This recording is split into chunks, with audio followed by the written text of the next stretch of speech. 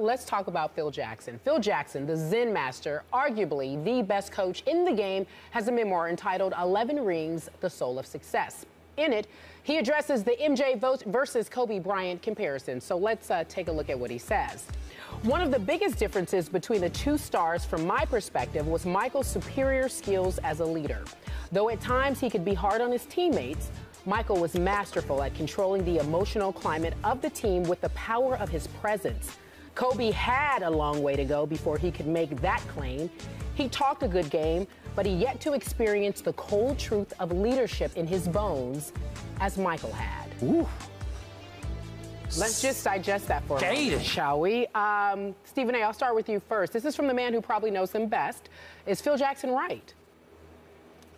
Yes, he is. And let me say this. I applaud Phil Jackson for his candor, his honesty, and more importantly, that particular quote, while completely accurate and in context, is not indicative of what the entire article had to say about Phil Jackson and the excerpts from his book, because he was very complimentary of Kobe, but he's just acknowledging that when you're comparing him to who an individual widely believed to be the best ever, that these are the discrepancies. There's a schism, there's a divide that exists that can't be ignored. Talked about the size of Michael Jordan's hands, how Michael Jordan was bigger, he was stronger, he had broader shoulders, how he would fight through screens and had this laser focus style, just laser focus when he really want to lock in on somebody defensively, whereas Kobe was a finesse kind of player and took chances, and sometimes he got burned for it. He was using those other examples as well.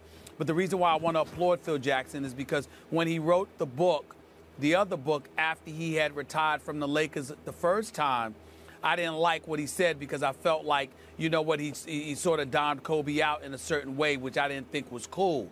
I don't find that to be the case in this book at all. I think he's incredibly fair. I think he's incredibly accurate. More importantly, nobody would know this better than Phil. We're in no position to even question the veracity of his words. This man is an 11-time champion.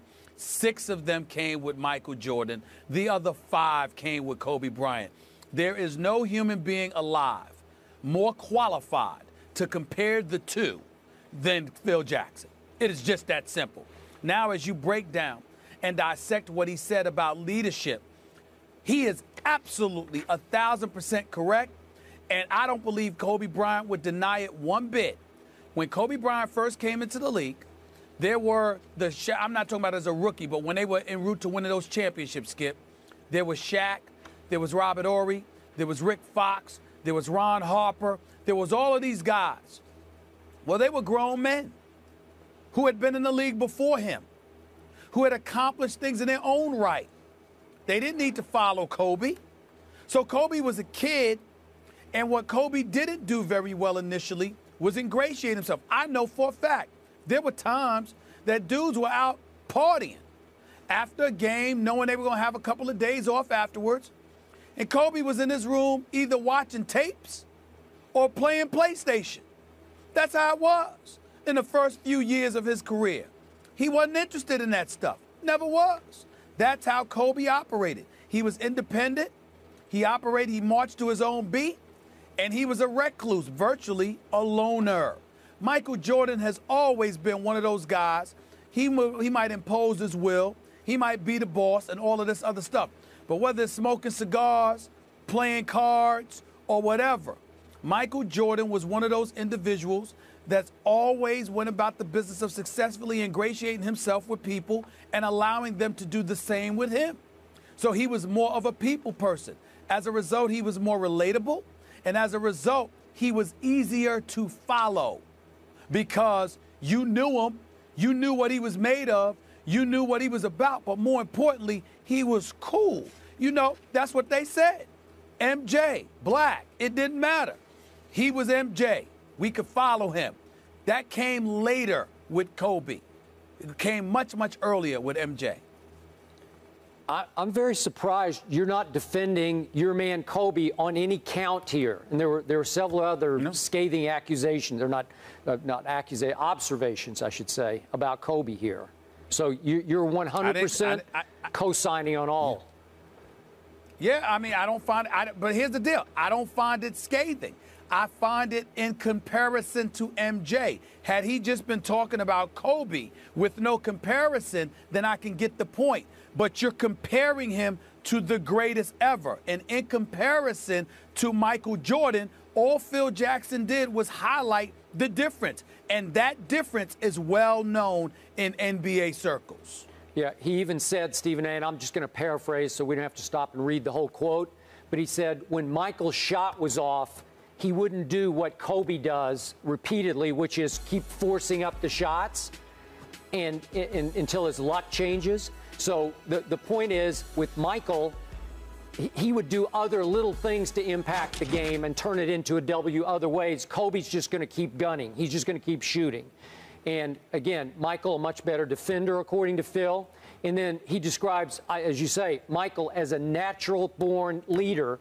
And Kobe's just not in his genetics. He wasn't born to be a leader. I think Kobe has worked hard the last couple of years at being a leader. I just don't know that it comes very easily for Kobe. So here's what I want our younger viewers to grasp here. You're right. In the end, it's not even fair to compare Kobe to Michael Jordan. Yet the younger generations, maybe even Carrie, I'm not sure what you think, that would you put Kobe in the same sentence with Michael Jordan? No, I wouldn't. Okay. They wouldn't do that. But we do have a lot of younger viewers who believe that Kobe has proven to be better than Michael Jordan. He is not. He's not in the same stratosphere with Michael in many ways, tangibly and intangibly. Is Kobe the greatest we've seen since Michael? I say yes. Yes. Now, LeBron's on course to maybe be that guy, but we need to see more from LeBron. But what Phil is driving home here, and these, as you know, Stephen A., these are written quotes. He didn't have just a bad day on the radio where he just got a little loose-lipped. He had lots of time to reflect on written quotes. And the bottom line is that Kobe doesn't belong in Michael Jordan's league. And I don't think he ever will, Stephen A. Well, listen, he probably never will, but let's be clear, there's no shame in it. Nope. He's Michael Jordan, man. Sure. He's Michael Jordan. And so when you look at it and you look at what he had to endure to get to where he had to go, how he had to get through the bad boy Pistons, how he had to wait his turn from the Magic Bird era and all of that other stuff, Michael earned his stripes. That's not to say that Kobe Bryant did not. But at the same time, when you come into the league and your teammate is Shaquille O'Neal, that goes a long, long way. We can't even remember the players that Michael Jordan played with when he first came into the league. And also, let me bring this up, too, as well, because this is a tribute and a credit to Kobe, who I know obviously very, very well. Kobe Bryant, that whole Eagle County, Colorado thing, Yep. that was when the shift took place. Because what happened is that you had nobody wanted to see this man suffer. But at the same time, you did have a question mark in terms of who is he, because he was a loner. And so what happened is that whether it was Shaq or MJ or anybody else, people would have jumped up to support and praise him simply because they felt like they knew them. With Kobe, you didn't feel like you knew him at the time. And so when Kobe sat back and looked at it and saw himself isolated in terms of having to deal with things by himself, I think it was a red light.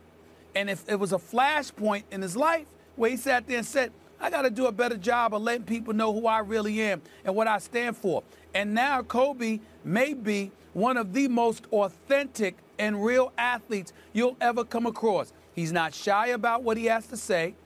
He's incredibly articulate. His intelligence is off the chart, and all of that stuff comes oozing out because he recognizes there's nothing to fear. Before, he used to fear things. He doesn't do that anymore. It just took him more time to get to a place that Michael Jordan was born to be in. That's all.